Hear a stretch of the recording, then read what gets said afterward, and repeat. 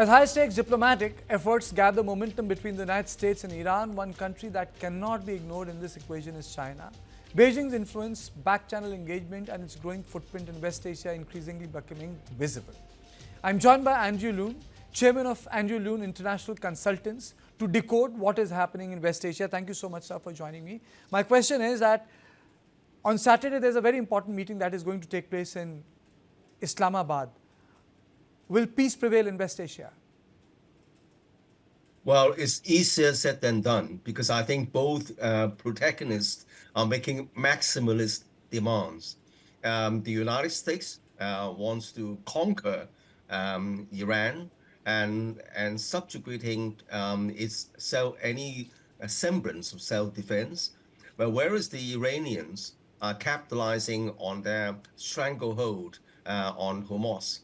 And of course, after all this devastation, the whole Iranian people are rallying behind their government, regardless of even some original opponents of the regime, because their very national dignity, their national survival are at stake. So you can see that the two forces are heading towards each other, and it still remains to be seen whether eventual peace is going to come back. But I think that both sides perhaps are thinking of at least a temporary pause.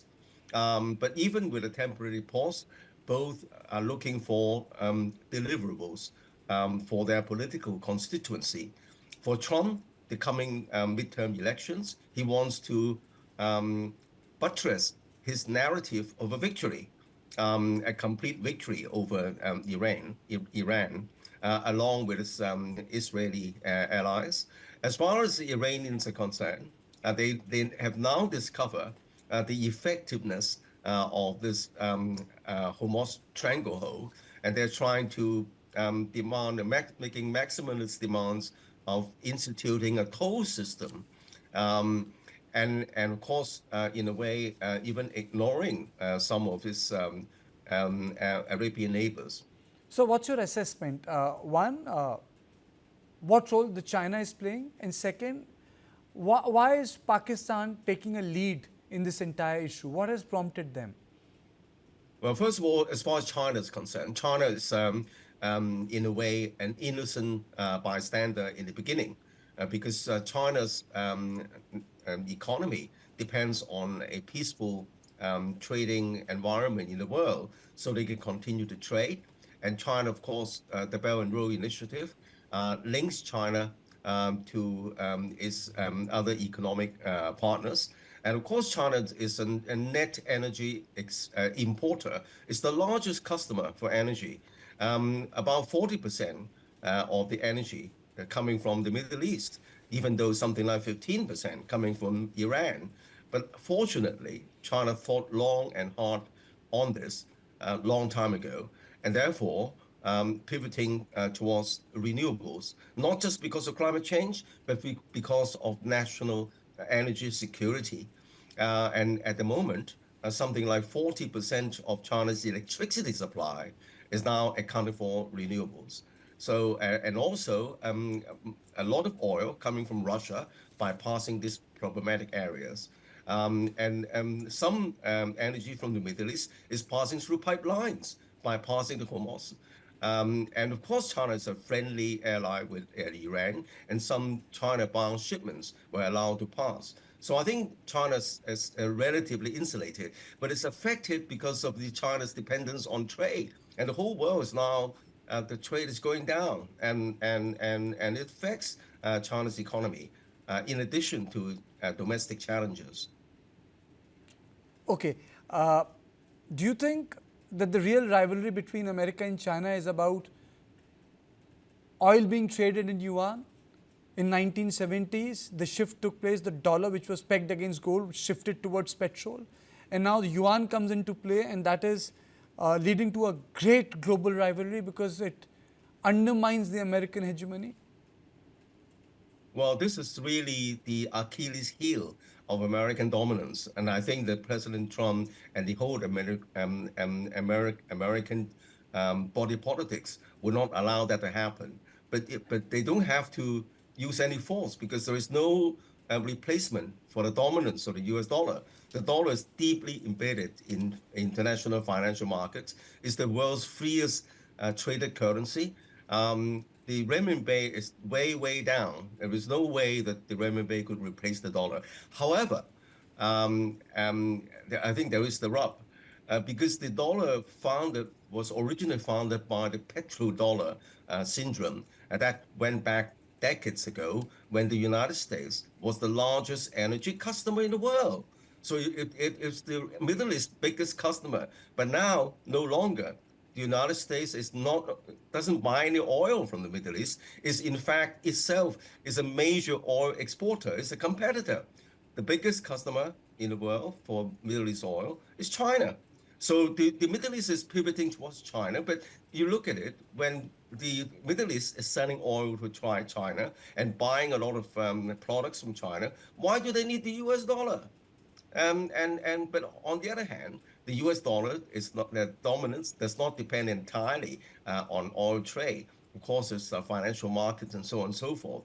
But nevertheless, this doesn't stop China from um, furthering the internationalization of the renminbi as far as bilateral trade is concerned. Okay, let's quickly come back to the issue of negotiation and then we go to Lebanon. Can Pakistan deliver a state which is so unstable, mired in Islamic terrorism? Can it deliver peace? Well, I think that Pakistan's role is not brokered by China, actually. It's not brokered by China because Pakistan's role depends on two dynamics. Firstly, don't forget the military leader of Pakistan was invited to visit the White House because President Trump somehow thinks that their interests ally. So I think that Pakistan has, and also Pakistan, of course, has very, very close relationship with the Islamic world, with the Iran and other Arab countries. So that's why Pakistan is playing a role. But of course, Pakistan has a very close relationship with China, and is in fact highly dependent on China, the Pakistan-China economic corridor, and also the trade. So Pakistan's role is not it's not a generational kind of game changer. It's very specific to this kind of dynamics at the moment. What's your assessment? Can Lebanon derail the entire process, the bombing? Well, I think that this we are still seeing as both sides are making maximalist demands, as well as the question about Lebanon and this Iran's proxy. I don't think Iran is going to giving up its influence because that would buttress its self-defense. And because of the Israel is now carrying out this attack on Lebanon, is unlikely to give it all up. So I think that throws a spanner in the works. So I think that still remains to be seen. But we are heading towards a rather unstable kind of situation, especially over the next couple of weeks, if not beyond. So the old order is dead. So how do we describe the new order? Or there is no order, it's completely a time where we say that disorder prevails. Well, the key tenet of the so-called liberal order is some sort of norms, some sort of that cannot be crossed. You do not just go out of your own way to decapitate the leadership of your enemy, and you do not just use military force to coerce other country to submission. And at least you depend on some international trade, even though the so-called liberal world order has been tilted towards American interests, but at least the United States maintain a semblance of order and pay some respect to some norms. But all these are thrown out of the window. But however, the most of the world, including a lot of Asian countries, the Europeans, and a lot of countries in Africa and Latin America, still want to maintain this old order, this which has served them well, and also like China, likewise, has benefited hugely from the rule-based order. So I think that we are seeing a destruction of the main tenants, the main supporter of this liberal order. In fact, the inventor and originator of this world order is now its biggest destroyer. But on the other hand, the rest of the world is trying to uphold it. So I don't think that the old order has died. It's still there, supported by the majority of other countries. But I don't think that a new order has been born because there's still a lot of dynamics at play. So this brings me to the question, why did America so strongly commit to Israel's red lines in West Asia? Well, if you look at the American body politics, across the aisle, both parties have been, I wouldn't use the word infiltrated, but they're infused with Jewish lobby interests, the Wall Street, the military-industrial complex, and that's been going on for a long, long time. And don't forget the President Trump, his son-in-law is Jewish, and there is a lot of Jewish interest in his camp.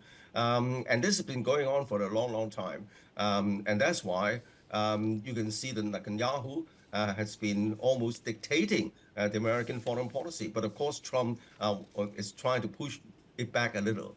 And my last question, will China's rise in this situation come at the cost of other countries? Well, I think China's rise in a way, is a shock because of the rapidity and the scale and the influence. But I think China doesn't want to replace the United States because China simply does not have the kind of military global reach as the United States, and nor does China have the currency dominance of the US dollar. But I think that China doesn't want to rule the world. What China wants is this, a space to develop its economy, to grow its, of course, international influence. But it's not going to put boots on the ground and occupy other countries. And in fact, it's a staunch supporter of the rule-based system, in spite of perceptions otherwise, because it serves China's interests. Absolutely, absolutely. Thank you so much, sir. Thank you so much, sir, for joining me from Hong Kong on You're this welcome. issue.